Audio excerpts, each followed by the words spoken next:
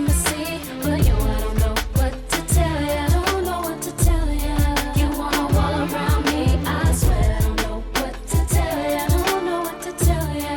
You want my lock and my key, but yo, I don't know what to tell ya. Don't know what to tell ya. Incarceration, what I'm facing when I'm with you. You're watching my every move, trying to pick up on some clues. Oh, we play 20 questions every time I walk in or out the door. What do you bother for? What do you bother for? Get comfortable and sure. It's gonna take T-R-U-S-T to keep our L-O-V-E.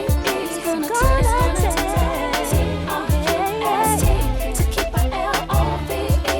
Again, stressing and second guessing me time and time again. We go from lovers back to friends.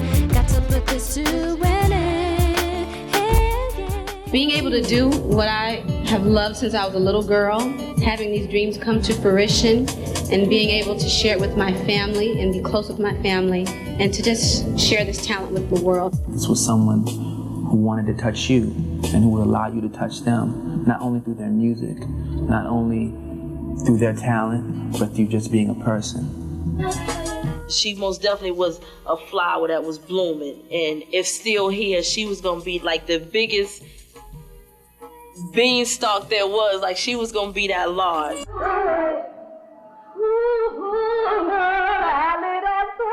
Now, harmony goes. She has a lot of life, energy, you know, positive, and it's just, you know, it's good to be around people like that.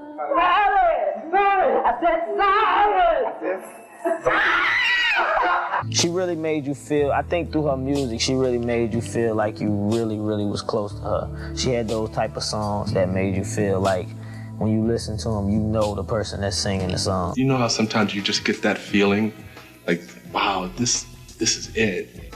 This person has that's gonna just take them everywhere they wanna go. All right, everybody. Really quick, I'm gonna show you a move that I do. It's a signature move of mine. I do it in a lot of my videos. I call it the belly roll. So you wanna start by moving your hips side to side, and then moving it around, and around, and around. And that's it. So if you're over 80, don't try that. I always liked the way she moved. She was always so smooth and so fluid. And I was like, you know what, one day we're gonna rock together. You wanna dance? Yeah, let's dance. You wanna dance? I wanna dance. All right?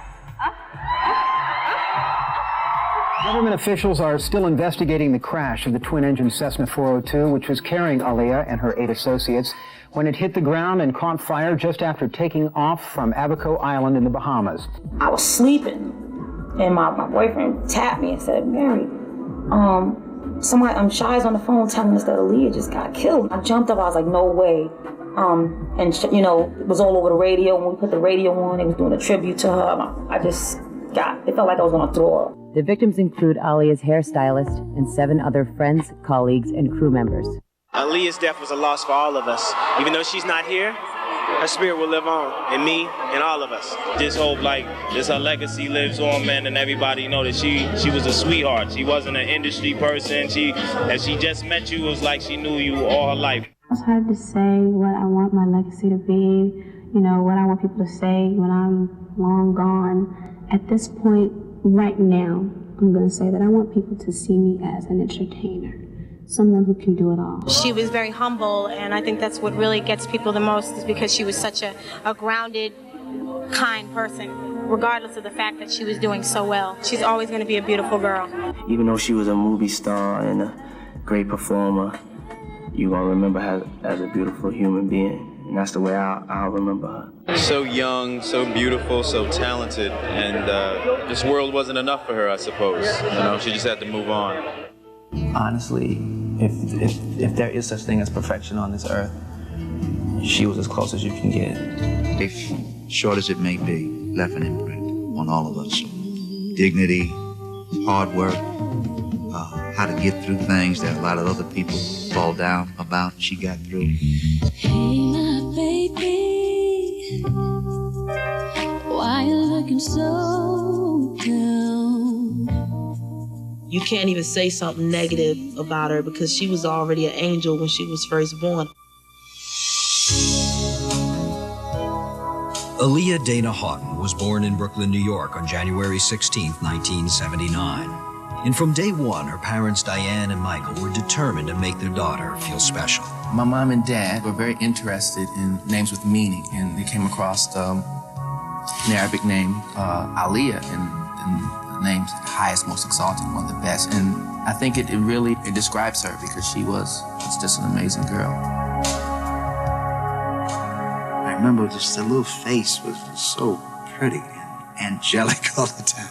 She was just a gorgeous, gorgeous child, and they were just so excited. Aaliyah would hear my mom sing, and she would emulate her, you know, and they would sing songs together. Like they would, especially around Christmas time, they would sing a lot of Christmas carols together, and it would just be beautiful. They'd do harmonies and everything together. In 1984, the Houghtons moved to Detroit. There they enrolled Aaliyah in Jesu, a private Catholic school known for its prestigious drama program. Aaliyah quickly won roles in school productions of Annie and 42nd Street and found a home in the spotlight. She was on the stage. It was amazing.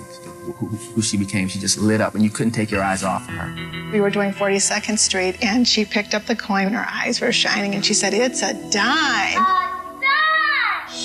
I think that was the moment when she connected, and she thought, this is it. This is what I love doing. And she was just in the 3rd grade at that point. It was my first experience with singing and dancing and acting all at one time, and I absolutely fell in love with it. And I knew from then that it was something I wanted to do for the rest of my life. She just shined. She would just shine when she auditioned. She was very focused, even as a small child, and probably from her family learned to be a responsible person from a very young age and to always try to do her best. I have this vivid memory of Aaliyah sitting so still and just staring up at me and soaking in everything that I would say. And that was really something very unique about her. The very first time you met her, you knew she was something special. My mother and I never missed Star Search. We watched it every week, and I always wanted to be on it. So we heard there was an open audition, and I went, and they liked me, and they gave me a private audition, and they wanted me to do the show.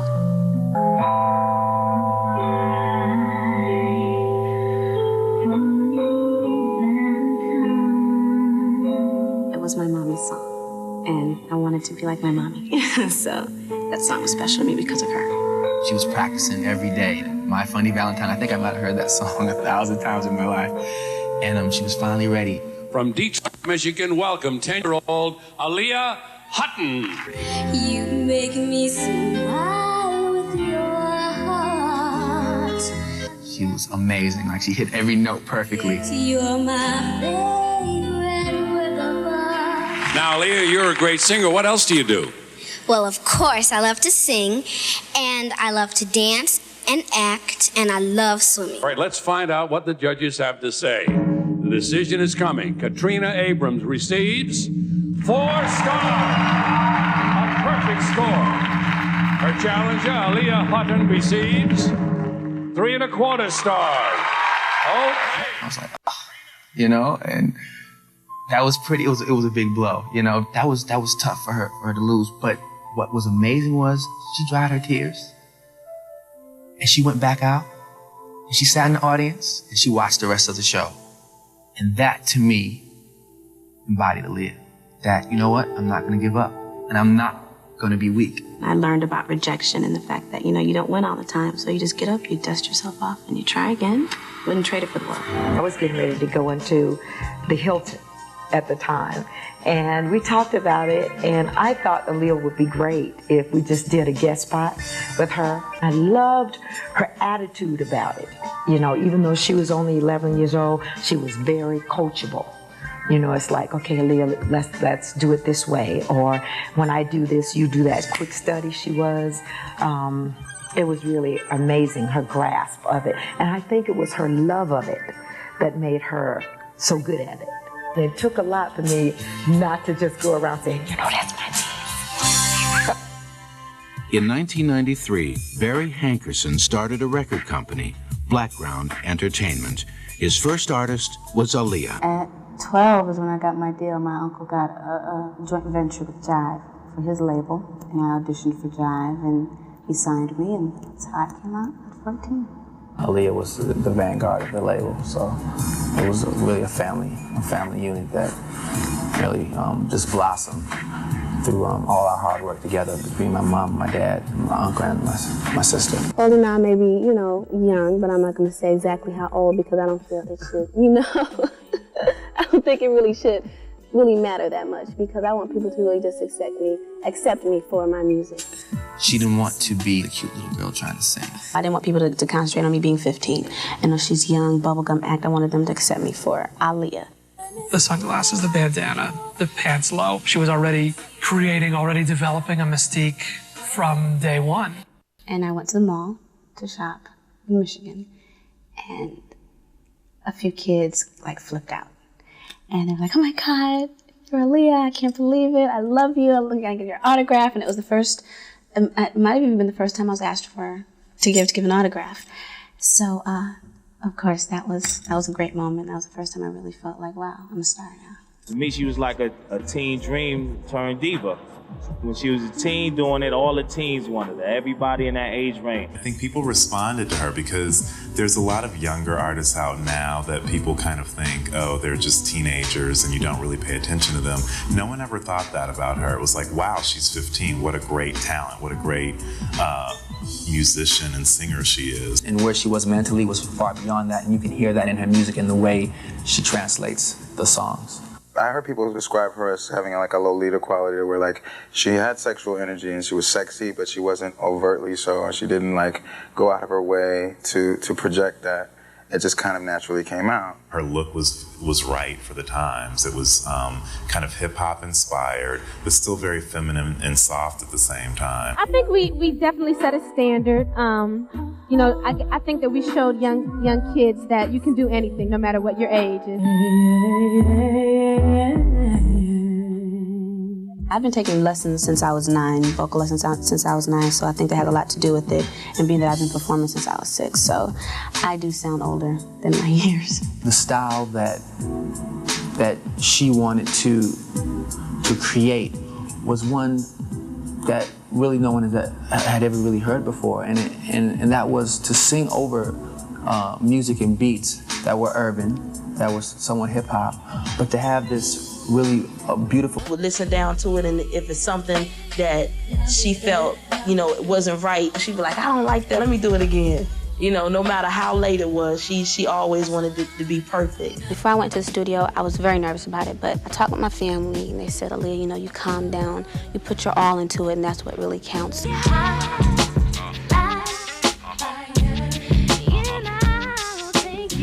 That combination with Timbaland and Missy changed everything. Changed the game of R&B and was explosive for Aaliyah. You know, that was really like a magic moment. When Timbaland and I come together, it's magic. When we first met each other back in '96, we clicked immediately, and it's been like that ever since. And I think when you have a chemistry like that with someone, there's no reason to leave, you know what I mean? We have a great friendship outside of a great working relationship, so I think we'll always work together.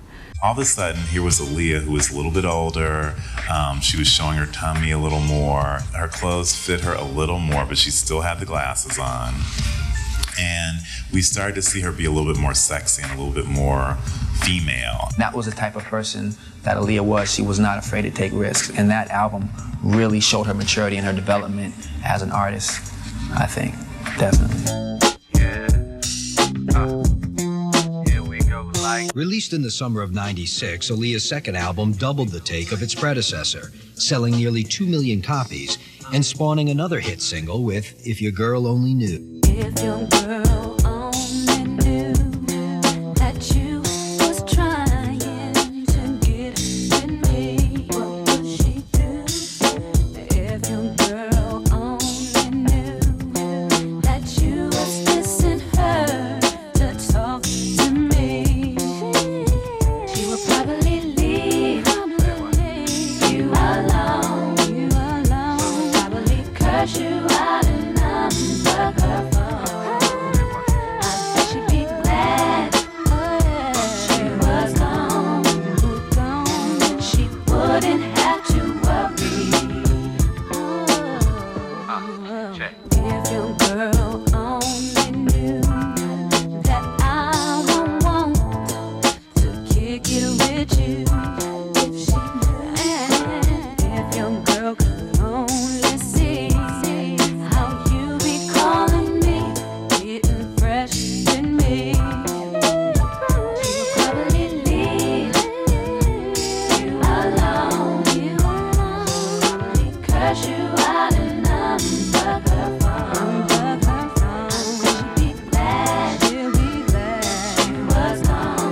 was so much going on.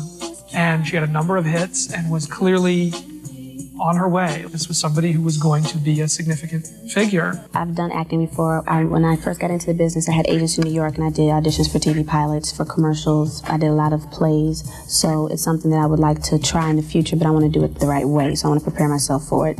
Aaliyah was a rising star on the music scene, but she was determined to remain down to earth. For nearly 2 years, she dropped out of sight, concentrating on finishing high school. One thing I liked about her is, as I saw that her career was growing, she always remains just sort of like one of the other kids. Very nice young lady, very pleasant. Aaliyah was her own person, but she shared all that she was with others. And she was the same sweet person. Never, ever, ever, ever, ever changed. A nice, just down type of person that was a superstar when she wanted to be a superstar, and just a great kid when she wanted to be at the same time. It really amazed me how well she was able to handle the number of interviews and the number of appearances and the travel schedule, and then return to school and just walk around and act like she was nothing had ever happened.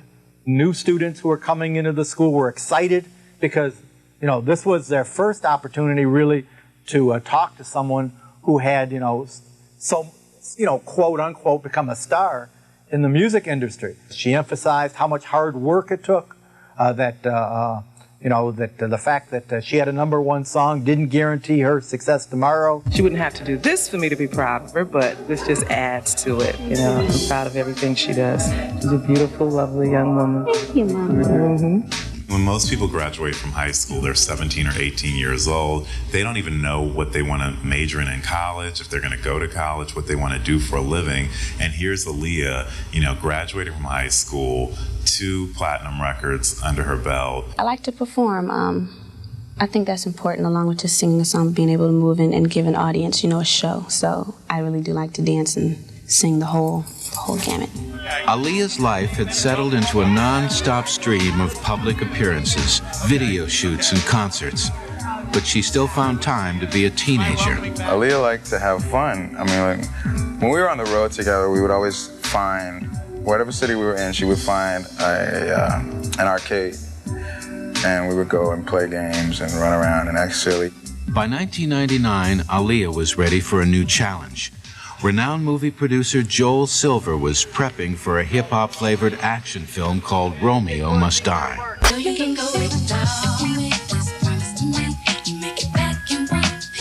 She came alive when put in certain situations. She was a big fan of these type of movies, and she wanted to do a big action picture like this. And so she came down to see us, and besides being absolutely gorgeous and funny and sweet and just an incredible girl, she, said, look, I'm a dancer, I can do all this stuff, let's try to do this together. I did my screen test with Jet. That was the first time that we met, and we talked a bit, we got to know each other, and the chemistry was just kind of there right from the beginning. So when I went to Vancouver and we went for pre-production and rehearsals, we got to know each other even better, and I think that helped when it came time, to actually start shooting. It's an African-American family, a Chinese-American family, and the underworld, and within each family there's some conspirators and things like that. It's kind of like Romeo and Juliet. The approach that we took was the right one to take. To me, you do see a nice relationship. I feel that there's a beautiful relationship that you see progress throughout the film, but we're in the midst of a lot of fighting and drama, so we don't get the chance to really be that romantic. And that's just what the story was since the beginning. So I think that it's sweet and it leaves a lot to the imagination at the end. So you feel similarities with Romeo and Juliet, but it's its own thing. Her performance in Romeo Must Die, when I watch it, it looks like somebody that's been acting their whole life. You must be a very dangerous man. Are you scared? Don't take this personal, but I've been around a lot more dangerous guys than you. Just in watching her work come through, it had a naturalness and an ease to it.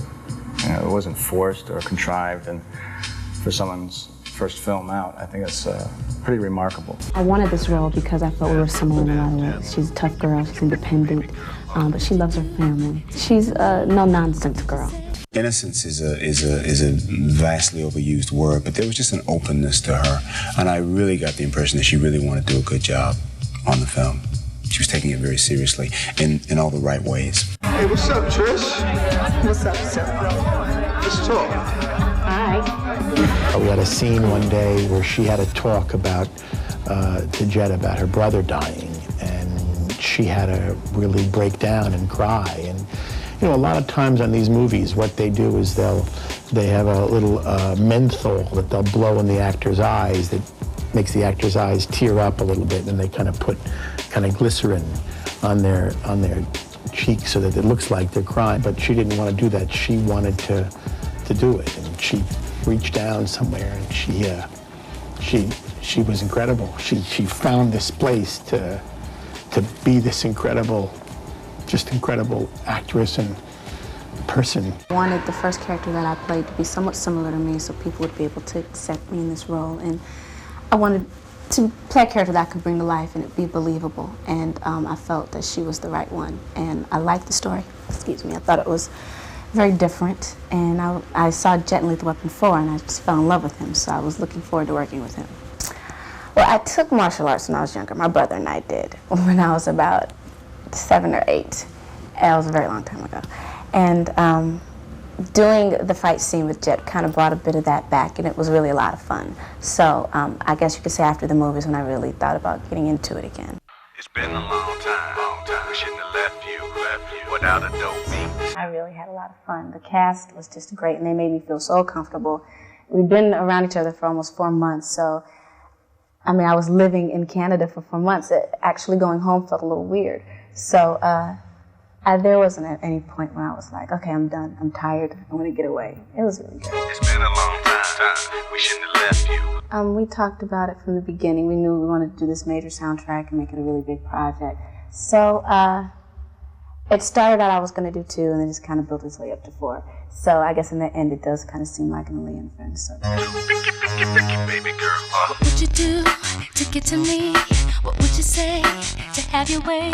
Would you give up or try again? If I hesitate to let you in, now would you be yourself or play a role?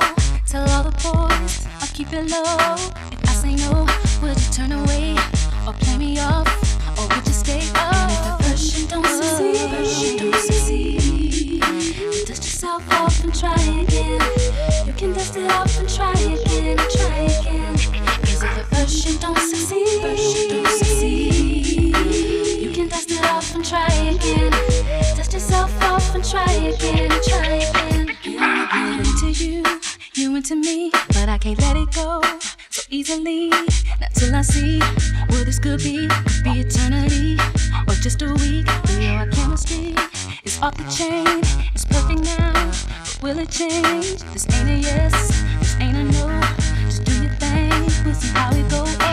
First you don't succeed, yeah. Dust yourself off and try again. You can dust it off and try again, First you don't succeed,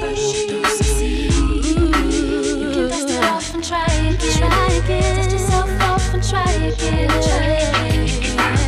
don't wanna throw it all away. I might be shy on the first day. What about the I wanted to put him in a video. I thought it would be dope. Didn't think that I'd do a movie with him and get the chance to put him in a video. So Wayne Isham directed it, and I wanted to do the whole Enter the Dragon scene where we have a lot of mirrors, and that's where Jet is fighting, and it's just so dope. And we also got to do stunts like we did in the movie using the wire, so it was great. Aaliyah's hit single Try Again from the Romeo Must Die soundtrack was nominated for a Grammy Award, and the accompanying music video picked up 2 MTV Video Music Awards in September 2000. I said, Aaliyah, no one really takes people on, no, you're going. I said, I don't want to hear anything else about it. I was like, whatever you want, baby. The award goes to Try Again. And so they announced winner Aaliyah, and she grabbed my hand, and we walked on stage together, and I was mortified. Wow. Yo, this is a shock.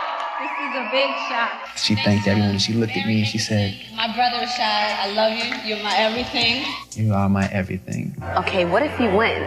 So I never really prepared myself for that. So when they called my name, I was like, oh wow, I'm actually gonna win this one. So getting up there on the podium and speaking, it was a shock. I was extremely nervous. Here we go. Can y'all really feel it, baby girl? East Coast feel it.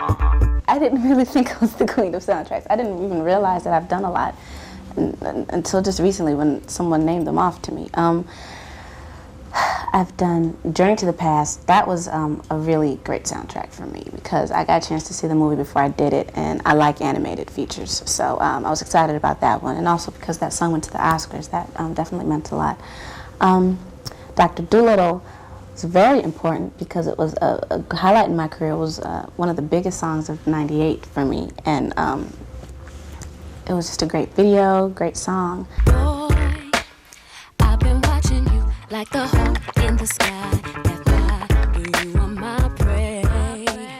Boy, I promise you, if we keep bumping heads, I know that one of these days we gon' hook it up, probably talk on the phone. But see, I don't know if that's good.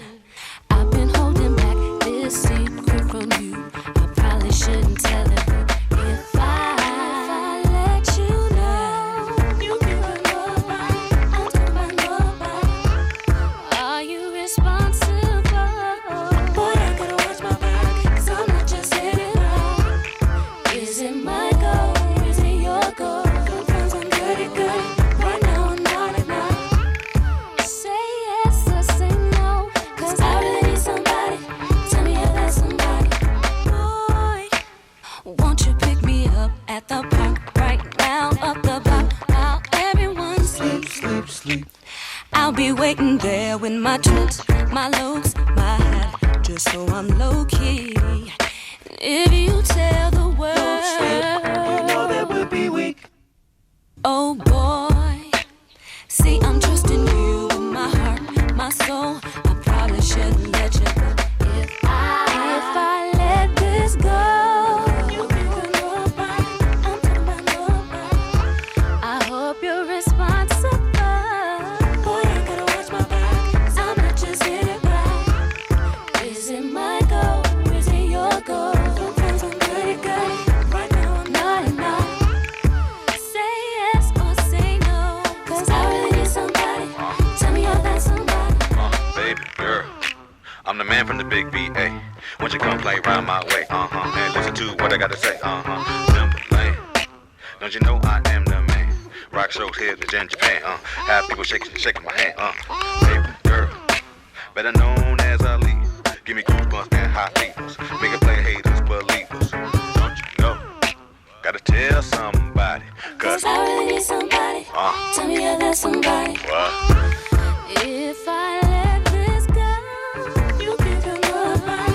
I'm talking about nobody. Are you responsible? Boy, I gotta watch my back, 'cause I'm not just hitting right. Is it my goal? Is it your goal? Sometimes I'm good at good. Right now I'm not enough. Say yes or say no, 'cause I really need somebody. Tell me if that's somebody.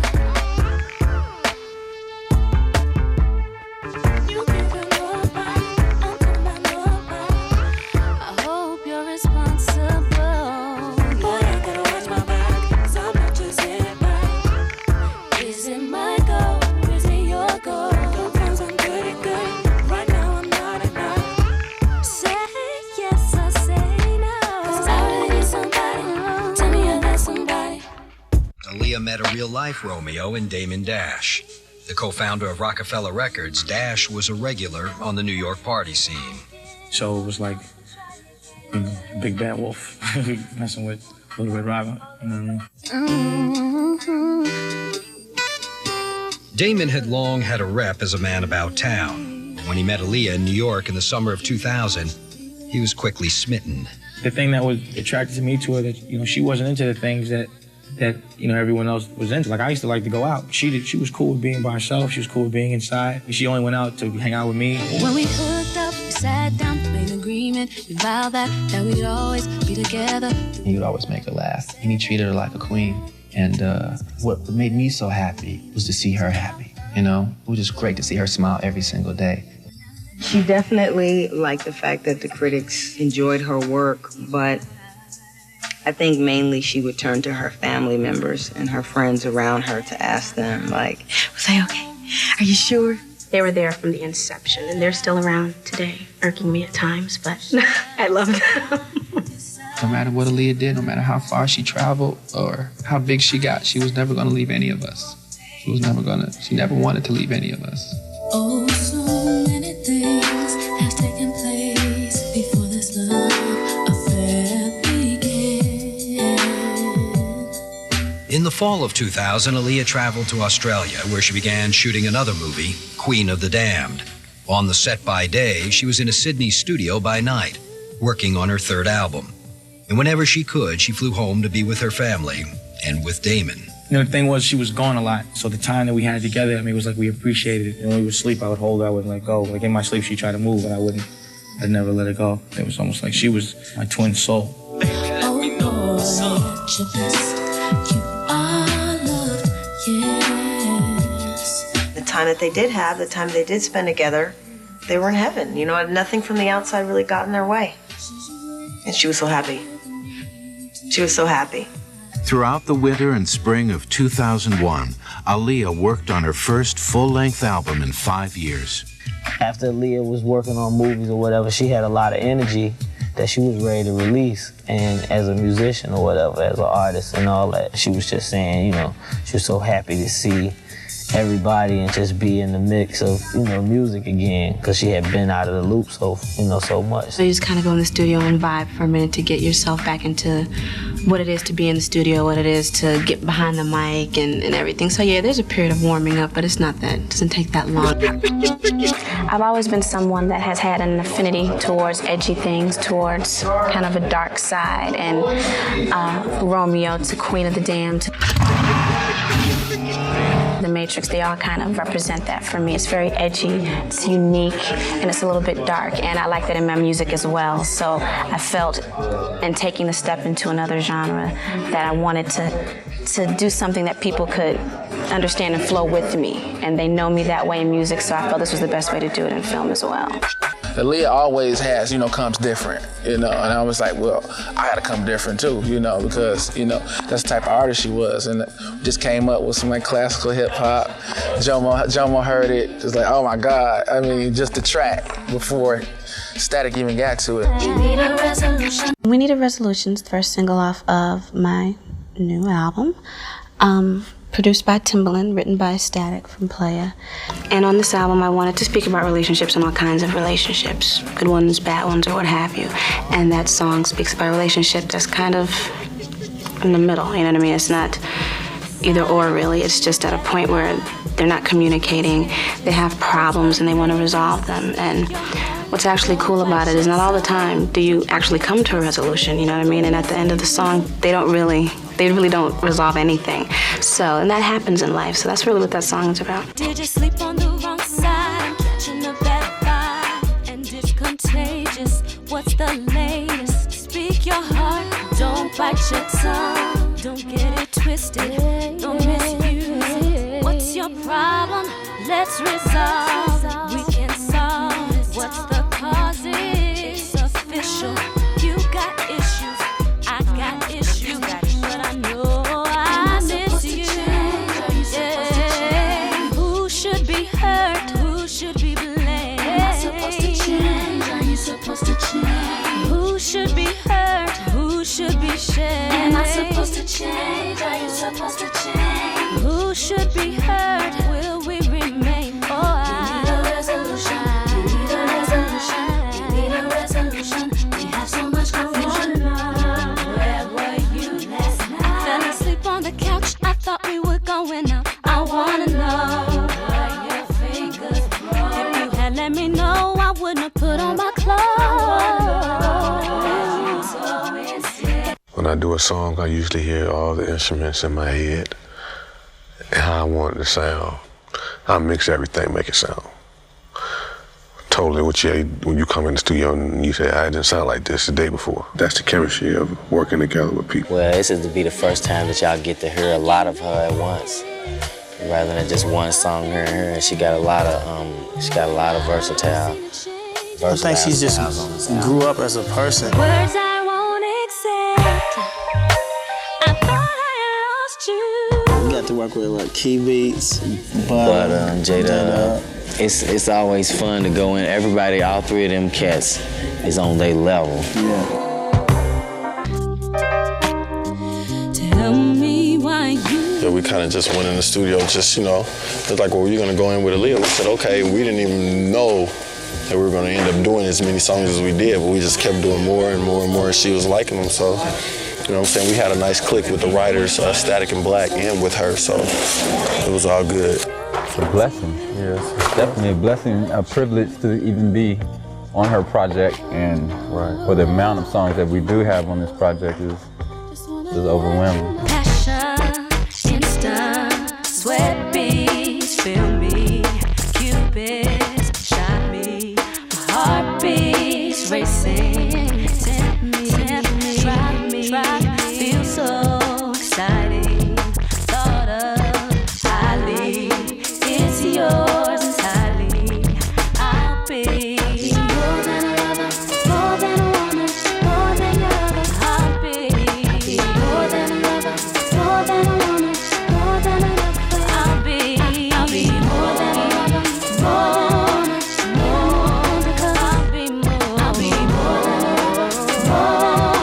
more than enough. Midnight grinding, heart race climbing, you go, I go, 'cause we share pillow. Kiss me, leave me, there's still no separating.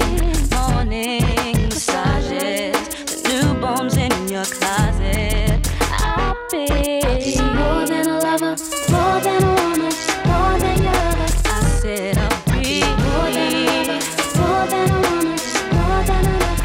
I'll be more than a lover, more. I think her image for this album just evolved. It was just growth, natural growth that came with, you know, becoming a woman after turning 21 and falling in love, and, you know, it was all of that. Aaliyah was quite simply the best R&B album released in 2001. It really showed Aaliyah was not just an artist with a lot of promise, but an artist that was delivering on those promises right now, right with Aaliyah, right with that album, and it was great to hear.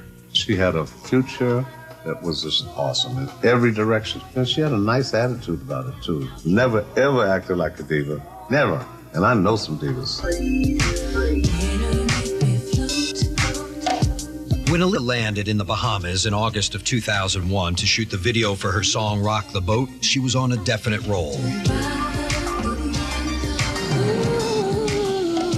Her album had hit #2 on the charts. She had just signed a deal to star in the sequels to The Matrix. They've started filming already, but I'll go in the end of May for a few weeks to start, and then I'll go to Australia later on, maybe early next year, I think. Right now, I want to work the album. I want to do my work for The Matrix. I want to, you know, tour. So there's a lot that I want to do work-wise. I'm a bit of a workaholic, so when I get too tired and I'm down and I'm out, I'll say, look, I need a vacation.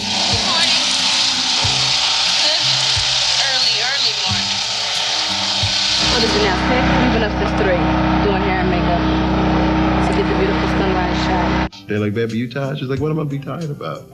I'm on the beach in the Bahamas shooting a music video, you know? Stroke it, baby, stroke it, baby.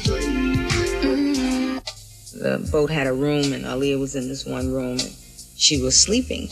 And I remember, like, wow, she looked so beautiful. So I went up, got really close, and took a picture of her. She never woke up or anything.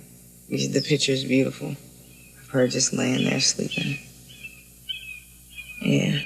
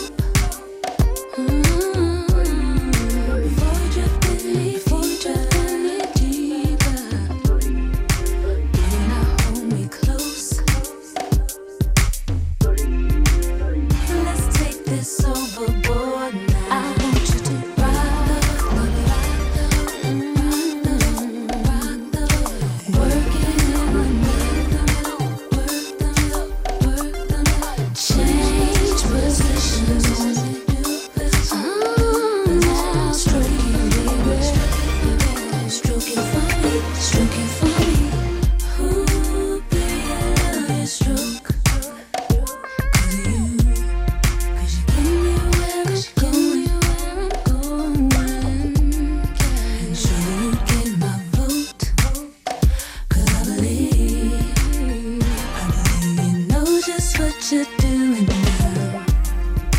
Baby, now we can close. Let's go, let's go. Don't get in a hurry. No, that's too slow.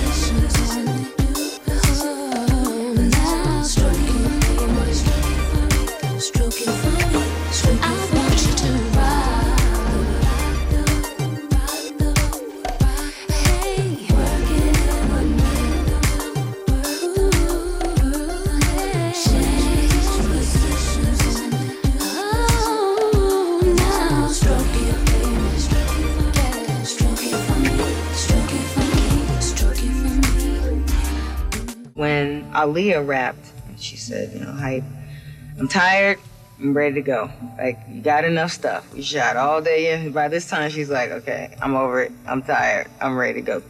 Aaliyah changed clothes, and then we're like, where's the boat? Where's the boat? There was a speedboat that was supposed to be coming to pick them up. So the boat came. Much of Aaliyah's team would accompany her on the journey home.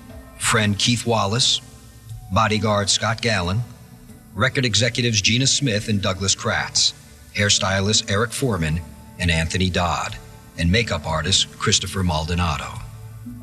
Everyone loaded up in a boat, and we hugged each other and gave each other a kiss and told each other we loved each other. And she got on the boat. I ran, grabbed my camera. I was like, let me take a picture, let me take a picture. And I took a picture of all of them, waving, and her holding up the peace sign.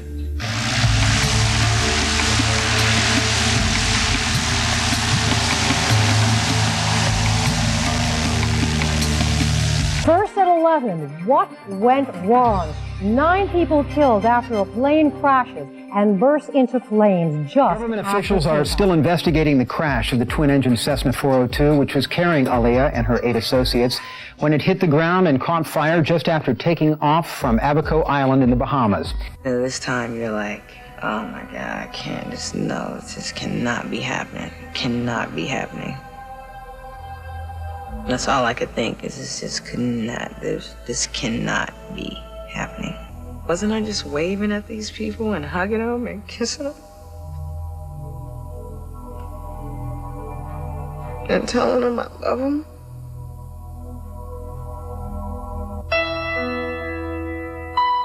It was just the hardest thing I had to do ever in life. And then Diane was just kind of, she didn't want to hear what I was saying. I couldn't believe that I was saying it. I got a call on the phone, and my mom was hysterical. And I was like, you know, what's going on? What's going on? And she could barely speak, and told me, you know, and my first reaction was pretty much to just scream, you know, because I just didn't, I couldn't grasp it. I couldn't put my psyche around anything like that happening. It just didn't make any sense. My mother called, and you know, she said she had Fatima had called and said that there was a plane crash and Aaliyah was in it, and once I heard it, I knew it was true. The National Transportation Safety Board says investigators have found no sign of mechanical failure, but they have confirmed that the plane was substantially overweight when it took off. And the NTSB is investigating the possibility that Luis Morales fraudulently obtained his pilot certification. Investigators have uncovered inconsistencies in Morales' flight training logbook. In a letter to the FAA, an attorney for the now defunct Black Hawk Airways asserts that Morales may have duped the charter company by altering his logbook to reflect hundreds of hours that were never literally flown. It's still said to be an accident. If it proves not to be, then the wrath of God will deal with it if it isn't. On August 31st, 2001, Aaliyah's family, friends, and fans gathered in New York to say goodbye to their fallen star. To us, she was a princess. I think to a lot of people, she was a princess. She loved horses, so we wanted her to have a horse-drawn carriage, and we had doves. We wanted to send her off like that. When we stepped out of the church and I saw all of those kids with signs and screaming, and the sun was shining, and for that small moment, I didn't feel the negativity of the word death. I felt the positiveness of the word life, because that's what we were feeling, life. It's been very hard, very difficult, but I have to understand that she's in a better place, and I know she don't want me to worry that she's okay. So you gotta get this. Let you know that she's on my back. Her legacy is that you can achieve your dreams no matter what. No matter how many times you fall down, you can get back up and you can keep going. And you can achieve your dreams and still maintain being a beautiful person. Hey, my baby, why you looking so down? It's kind of hard now because, you know, everywhere I go, I see pictures of her. I can't really listen to the radio. You know, I can't hear her. It's hard. So. Tell me why you cry. Wipe those tears from your. She was such a good person and so smart, so well developed, you know, so secure in her own skin. You know, that I know that if she did so well in life, she would do so well in the afterlife, trying to help everyone, that she's trying to comfort everyone that's in pain. So she still has a lot of work to do. I know that she's not here in body, but I believe that she's here in spirit. She was an angel. She truly was an angel. I wanna let you know that I care.